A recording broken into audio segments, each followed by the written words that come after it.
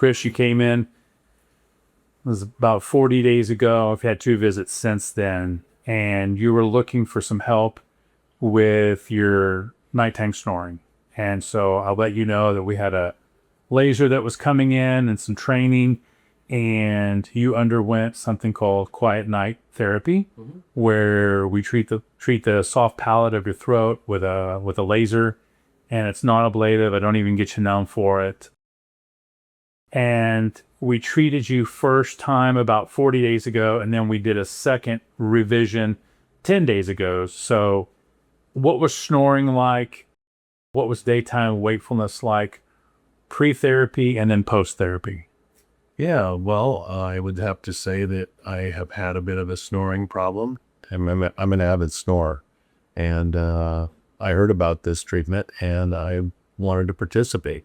Sure. It was really funny how the results came in pretty immediate. My wife and I documented how many nights in the 30-day period that she heard me snoring, and she calculated 4 nights out of the 30 days.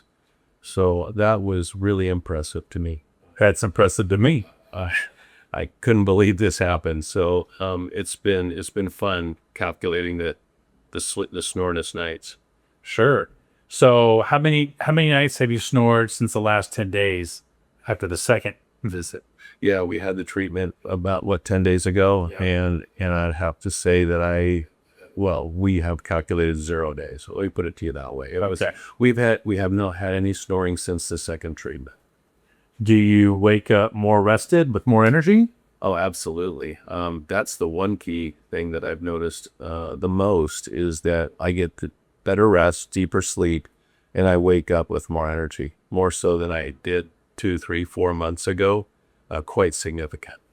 Great. Yeah. Well, I would recommend you have a follow-up with your PCP just to quantify the kind of sleep that you're reporting objectively, so you have some data. And there might be as simple as a simple like take-home sleep study that you, like a watch pad or something that you wear. You don't have to go in for a full polysonogram, sleep with all the wires or whatever. Right. So how was the procedure itself? Because I didn't get you numb for this. Walk me through that. You came in, no, not even a rinse of any kind to numb the back of the throat. Walk me through that. What did you notice? Oh, well, prior to the procedure, what I noticed is that I was a little bit nervous and I didn't know what to expect. And I was told that I might feel this, I might feel that, a little stinging, and so on. And so, I come in and I say, well, I'm going to give this a go. And lo and behold, you started working, and I didn't feel much of anything. And that made me feel a lot more at ease. Sure. I'd say on the pain level from 1 to 10, it was about a half. It didn't amount to much at all. So it was very smooth, and I had no problem. Excellent. Have you noticed any changes with like when you exert yourself? I know you're kind of an outdoorsman, with hiking or yard work or anything like that. Yes, I do a lot of yard work, and I do like to get out in the outdoors a bit.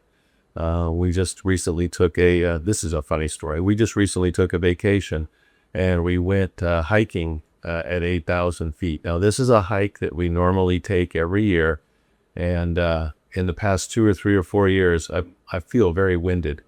And this last trip that we just took a couple weeks ago, I wasn't winded at all. I felt like I could keep going, and I felt like there was more air coming into me. I felt like I could breathe better.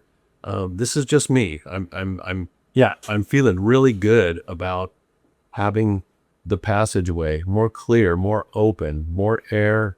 I just feel like I have more energy. And as I said, on that hike, I didn't need to stop. I just kept walking, and everybody was looking at me going, "Hey, who are you?" Yeah. So where did you hike? I'm curious. We were in the Lake Tahoe region. Okay. And we were up by Mount Rose, and it was a hike where we get to feed the little chickadee birds, and you put your hand out and stuff. So it was kind of fun. But Yeah, it was up in the Lake Tahoe region. A thin air up in the Sierra Nevada. Thin air, yeah, sure. Yeah. So, I mean, it's kind of funny. I could tell you another story. That one hike 2 years ago, my daughter's boyfriend had to bring me a canister of the oxygen that you take, right? He goes, Really? yeah. He go, I just had to have a little extra. I didn't know if it would work or not because he brought it along. I said, I'm always winded up there. I'm always winded. And 2 weeks ago, I was not winded at all. It was impressive.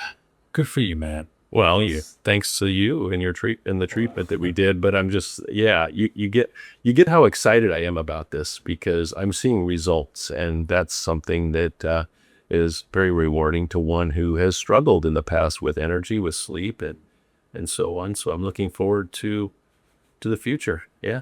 Well, I'm glad you let me share your journey and to be a part of that journey.